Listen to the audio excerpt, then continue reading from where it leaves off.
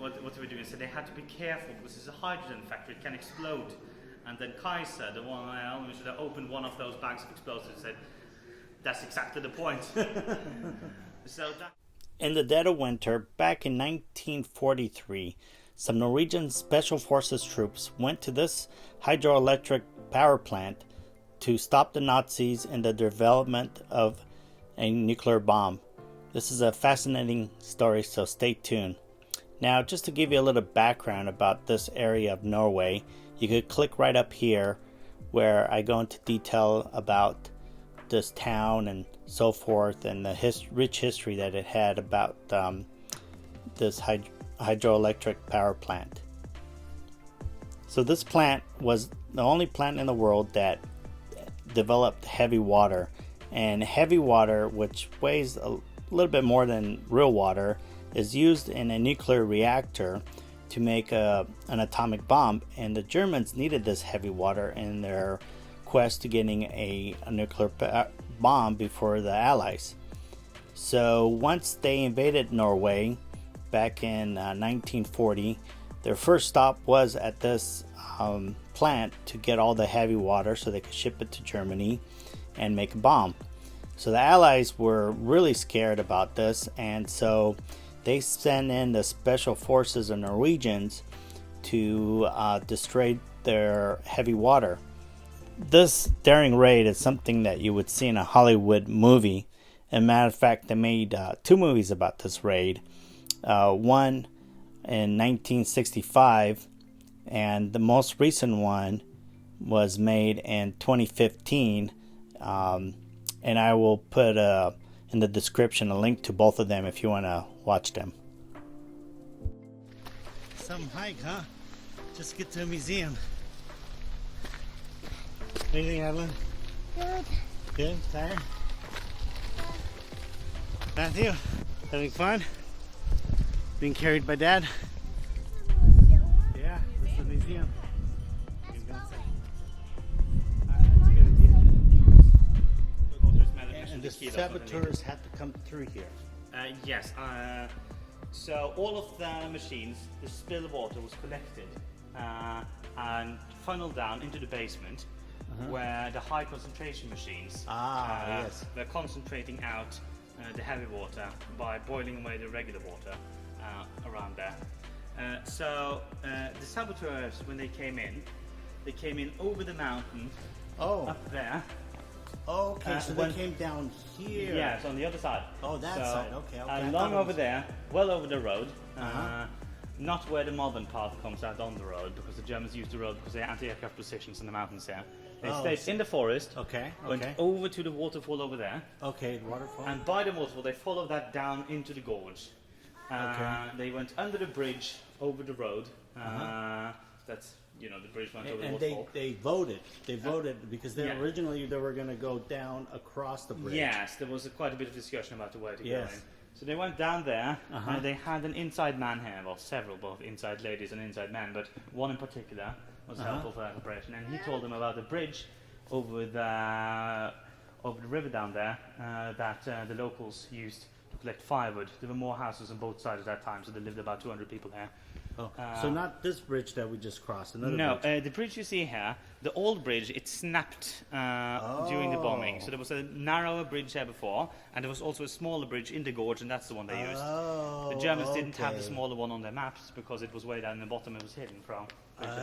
And that's what they used to cross. Yeah, so they crossed on that little one and went to the very bottom. Oh, that is so interesting. That was not in the movie. No. See, in the movie they showed this bridge here, so I assumed it was this bridge that the Germans were... So the Germans patrolling this, but the other bridge they didn't know about, because the locals had just built it using some collected wood around there and built it down there. It was very simple, just like 4 logs nailed together. But after getting across, they climbed up over there, just where the mountain turns. That's another thing that's different in the films, because in the films they usually show them climbing up near the bridge, so you get a big dramatic shot. Yeah. So they usually show them climbing up that. But that wasn't true. Yeah, no, it was around the corner, so they wouldn't be... Oh, that makes sense. Yeah, so they wouldn't be visible, because the Germans had floodlights on swivels, so they could easily turn them around and see them, and machine guns and everything. So they got up there, The Germans had a minefield outside, so the Germans weren't guarding that gate properly. They had guards up along the penstock, with the pipes up there, and they had guards at the bridge, but they only had one guard over at the train station because they thought nobody could come through. Oh, down there. Yeah. So. Okay, so they came around. Yeah, they came around. They got through the minefield through the very obvious route the Germans hadn't, for some reason, thought about. They wouldn't blow up their own train, so they had obviously not laid any mines on the train tracks. So you just walked on the train tracks to get through the minefield. Oh, yes, and that covered a little bit in the movie. Yeah, so they walked on train tracks, got through the minefield, they hit in a snowdrift outside the gate, which was about where that rusty power cable thing is. And then they, when they saw the guard went off on patrol, they cut through the gate, entered the area.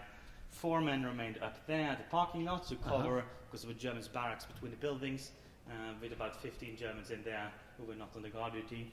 And the remaining 5, they slid down that little ditch over there. This ditch? Right here, this ditch? Not this ditch, the one that's just by the yellow truck there. Oh, okay. Yeah, so if you saw it on the way up, that's where they slid down. It was frozen over in February. 1 man remained over there, and the remaining 4 went into the factory.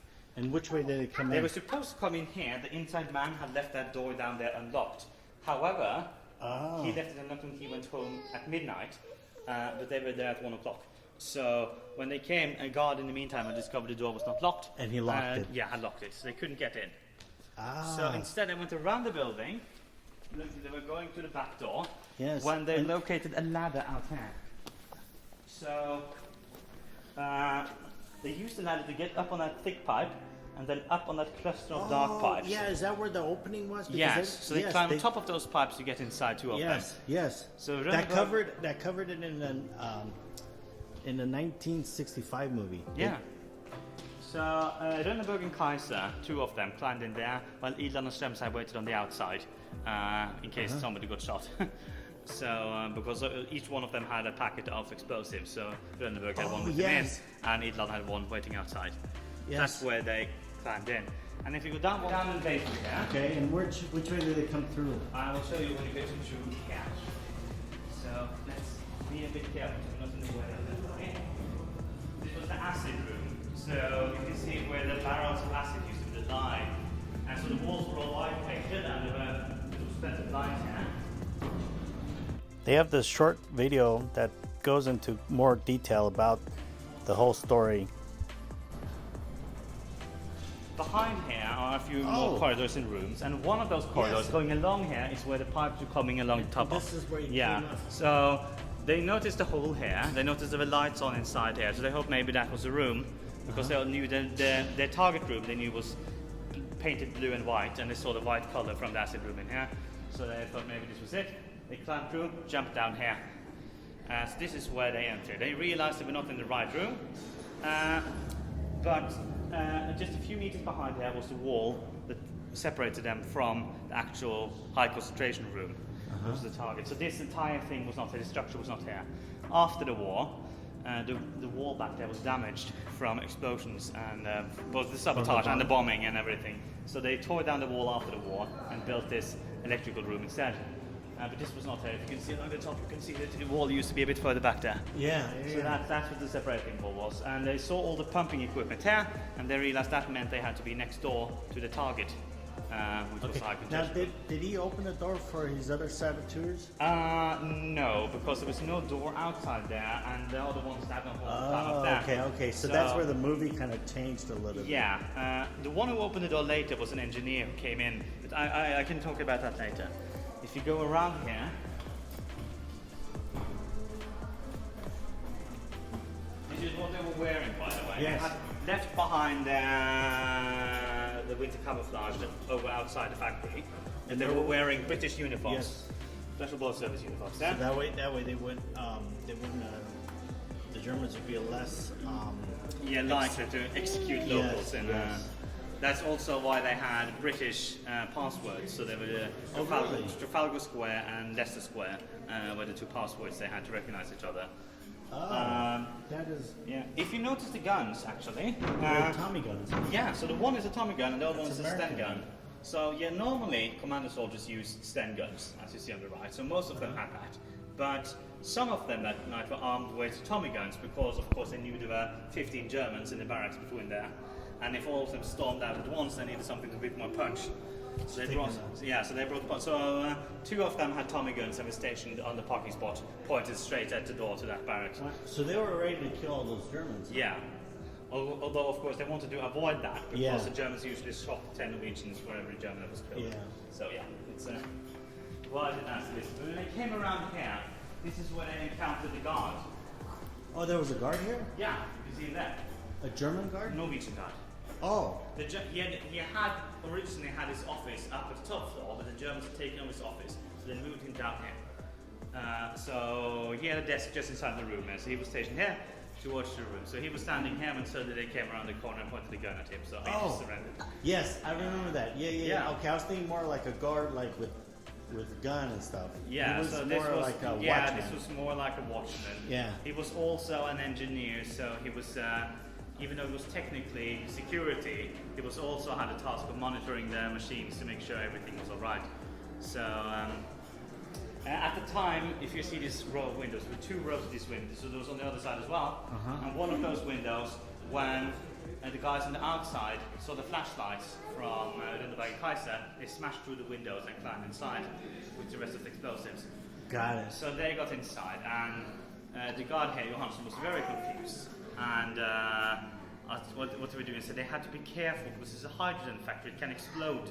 And then Kaiser, the one who should have opened one of those bags of explosives, said, "That's exactly the point." So that is when the famous story when he asked, "Can you help me find my glasses first?" Happens. Oh, no, I don't know that story. Yeah, so he asked he said it was so hard to get glasses during the war, can you help me find them before you do anything? And so they put down all the explosives and went looking for his glasses before they gave them to him.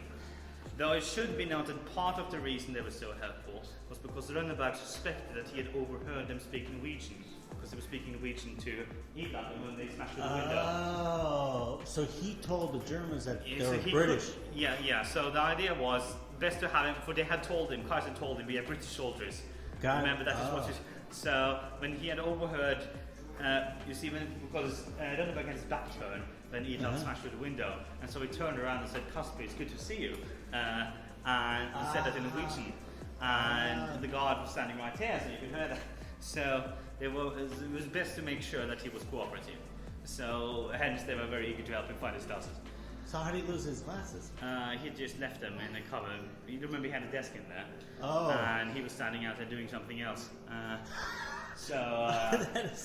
But he wanted them back because, That is so at the time there would have been shelves here with empty barrels ready for filling, and the finished barrels filled in there would be standing around here. With heavy water. Yeah, waiting to be shipped out and up to the train station. Right out there. So in here, this would have been the double doors. This wasn't here, of course. And in here is where the actual machines were. Oh, so this is it? So it's a bit different now. As I mentioned, the windows along here, you can see the outline of them, but they were all destroyed by the explosions. They were bricked up afterwards. And the room there was going back a bit further, you can see over the top. One cool thing to notice, look at the bulbs are intact. Even after 40 years underground, buried 10 meters underground, after the entire building was destroyed in 1977, it's still the bulbs survived. But so at the time there would have been 9 heavy water cells, that's the machines concentrating water along the wall here, 9 along the back wall over there, his desk would have been here, and machinery pumping down the water from upstairs and filling it into barrels would be here in the middle. So they put all the explosives in all of this. The reason they targeted this room was that by doing this is the bottom of the building, they not only would destroy the machines doing the finished heavy water, but also all the water from upstairs would continue flooding down, flooding the room, which would do even more damage. See, they didn't cover Yeah, that so in that's the something movie. also I know they do wrong in the film because they show it's full of flames and fires afterwards. Yeah. In reality, it flooded in seconds because of the water rushing down. Oh, yes. So the entire basement was flooded afterwards. So they put explosives in all of this, and they were supposed to use 2 or 4 minute fuses, but then they heard steps coming, and so Runneberg, who was the sergeant in charge, he thought there were Germans coming, so he gave orders to light a suicide fuse at 30 seconds. They did not have time to run out of the blast radius. Really? Yeah, then it turned out it was just some Norwegian guy, who, some engineer from up in the control room, he had noticed something was wrong with the gauges, and he came down to have a look. at how Johansen was doing. So he opened the door and came through there. And that is when he suddenly saw soldiers running out because they already lit the fuses. So they unlocked the door there with the keys from the other guard, but they only had time to yell at the guard coming in. So he didn't understand what was happening. But Johansen, the guy that he kept captured, he just took him by his arm and just dragged him up the staircase as he came down. Wow. So this fellow who just walked in, he didn't realize what was happening, so he was just walking up the stairs normally. So it was just one floor above and the bomb went off. So that knocked out part of the ceiling here and everything. So he was knocked from his feet and was a bit bruised afterwards. While Johansen, who had been here, he just ran up like a greased lightning. So he was 3 floors up in 30 seconds because he had seen the explosives. So both of them survived, and the saboteurs also made it despite being inside the range. Because you can see how thick the walls are. Yeah. Building is built to withstand hydrogen explosions. So it absorbed the blast, and even though they're inside the range, they avoided it. And is it true that the Germans didn't really hear it? They did, but they didn't realize how big it was at once. So they argued about who should go and check. So only one of them came out to the barracks at first with a flashlight, and he couldn't find a light switch for the floodlights. So he was faffing about a bit and didn't see them in between the boxes, the saboteurs that were standing up there, so they didn't shoot him. Wow. But Wow. yeah, so they were able to withdraw in the dark before he found a light switch. So they were back at the station, all of them, by the time he turned on the lights. And they were back on the tracks by the time he realized what had happened and hit the alarm. So the alarm went off 5 minutes after the bomb went off. And Oh, right there where he climbed in. And if you see the bricked window, that's where the other guys smashed away in. Oh, right here. Yeah. Which now is, I see. So this door was not here either. The whole place was blasted out by the explosion. So it's you can generally see where it damaged because they replaced it with brick, not with concrete, like like other places. So that's why those sections are a bit different. So we were digging down here in 2018. We were looking for the floor. We were looking for items, and we thought we would have to dig down 15 meters, but after just 10, we found that up there. So that's about 30 feet only before we found the floor there. And since that was much shallower than we thought we would have to dig almost 50. Then we dug around the edge there and found this window. And when the archaeologists came running up to reception house with a flashlight, and when we looked inside, we realized the basement was intact down here. Oh, wow. So this was buried all these years. Yeah, it was buried for over 40 years. The entire building was blown up in 1977, and it was buried. Why was it blown out in 1977? That's a long story. I don't really Different have time story? to talk about it now. It has to do with basically the corporation who owned it has a shady history. What he told me was that this corporation were a little bit too cozy with the Nazis during World War II. So before this successful raid, the British Special Forces tried with gliders to come in and destroy the plant, but they had bad weather, and unfortunately both gliders crashed.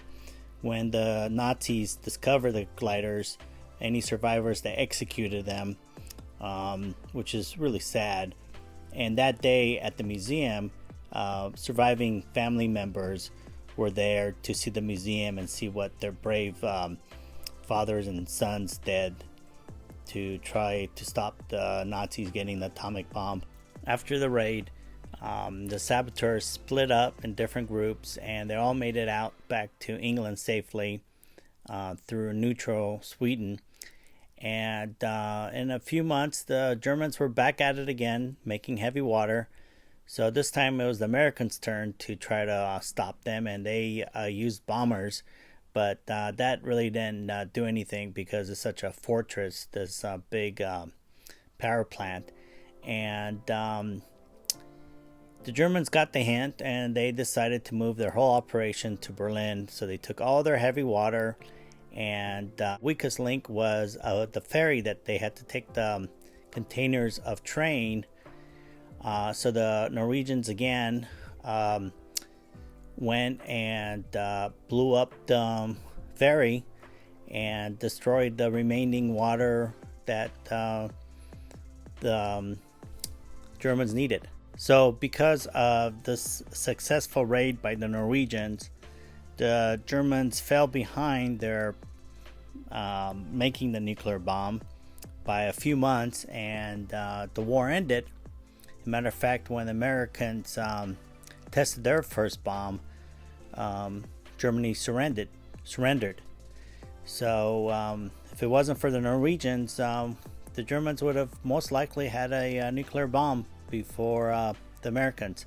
So it's an incredible story, and that's why they made such a lot of movies and books about this this story. And actually, it was hidden for quite so many years because the nature of this the raid and so forth. Thank you for watching, and if you like this video, give it a thumbs up, and please consider subscribing to our channel. Next week we do a road trip. We leave this plant, we check it out a little bit more, and then we do a road trip across Norway. Thank you, and keep on traveling.